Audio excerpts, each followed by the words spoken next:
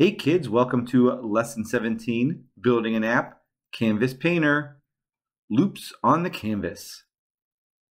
To make things interesting, we're going to quickly add 200 dots to our canvas by using a for loop. Locations on the canvas are relative to the top left corner of the canvas, not the screen. I think that means that the top left corner is here, not necessarily here. While it's the same on ours because the screen is stretched, it always isn't necessarily so. Therefore, you will need to know the dimensions of your canvas in order to randomly place dots throughout it. You can find this information in design mode. This looks like an example of what it looks like. Let's switch to design mode. Click on our canvas. Look at that, our numbers are right on line with theirs. How good is that of us? We have a do this, add a for loop that runs 200 times. Place the circle command inside the loop and decrease the radius. Try 20. Use random number to randomize the X and Y values used to place your dots.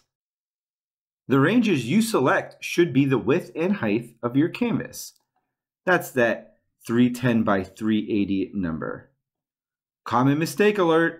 If you test your code before setting the X and Y values of the circle to random numbers, it'll look like there's only one dot. But really, you'll have just drawn 200 dots all at the same X and Y location. I think that just means you'll just get one dot and 200 piled on top of it like a stack of pancakes. Well, this doesn't sound too bad. We know it's 310 by 380. We'll have to keep that in mind when we do our code. So let's go back to our code. Just as a reminder, this lesson is going to build upon itself.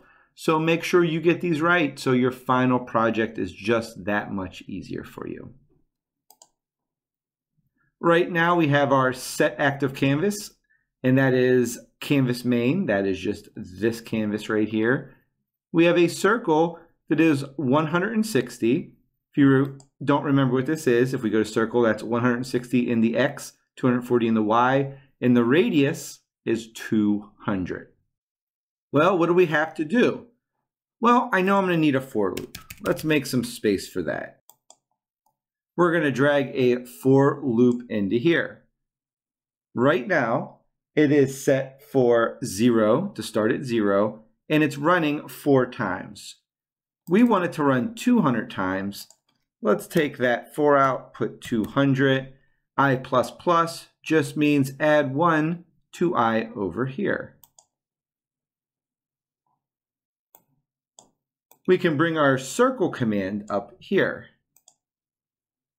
Remember, we had a common mistake alert.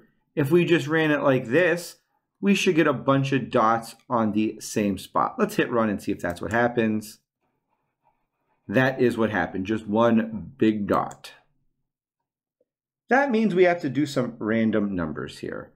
And we want our random numbers to be in the X and Y coordinate. So that means this 160 and 240, we're going to have to get rid of. Let's go find our random number in math functions here. And before we move this in here, let's get rid of the 160. We can delete. Put our random number in. What do we want our random number to be? We need a low and high range.